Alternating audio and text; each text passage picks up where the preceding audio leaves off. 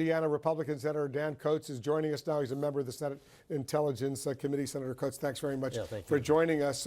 So what do we need to know, the lessons learned from what happened this week in Canada that could impact the United States? Well, I think we need to really look at the border security that we have for these two major crises. One is terrorists crossing the border to harm Americans or kill Americans, and the other is Ebola, which can come across the border as we have just seen here. So border security becomes ever more important, and I think we need to assess what we do now in light of the two new threats that have escalated: the ISIS recruitment threat with people coming back armed to kill Americans, as well as the healthcare threat. Is there a connection, based on what you've heard, between what happened on Monday in Canada when some guy uses his car and drives over two Canadian soldiers, kills one of them, then on Wednesday this other guy goes ahead and kills this soldier at the War Memorial in Ottawa? Both of them apparently were inspired, at least at a minimum, by some Islamic radicals.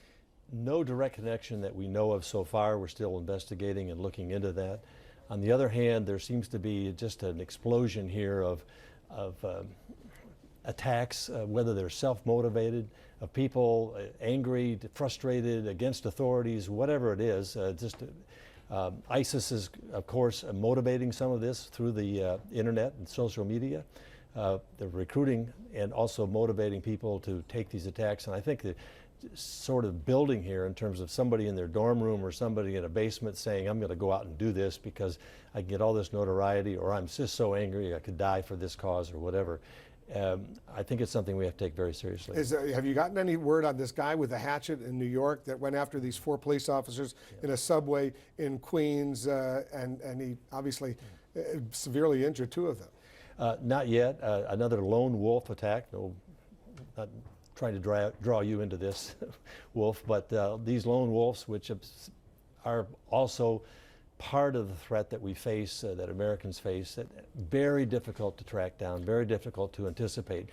We have good ways and means of trying to identify terrorist planned attacks, but for someone coming out of nowhere, no one knows about this, one-on-one, it may be motivated by the social media, it may be motivated by YouTube pictures of beheading and so forth, but it's a threat to Americans as much as terrorism. And it may be copycats too. A lot of copycats. There's that's what it's starting to look like. There's a lot of concern out there that you see these incidents out there, and that other crazy people, for whatever reason, they may think they have to do this as well. And I assume U.S. law enforcement, the intelligence community, they're deeply concerned. That's why they're strengthening security precautions at the Tomb of the Unknowns, for example, at Arlington National Cemetery right here in Washington. We're going to see enhanced law enforcement, national security enforcement, yet we're a free country, and we don't need to hide in our homes and not get up and go to work and go to school and go to the ball games and so forth and so on.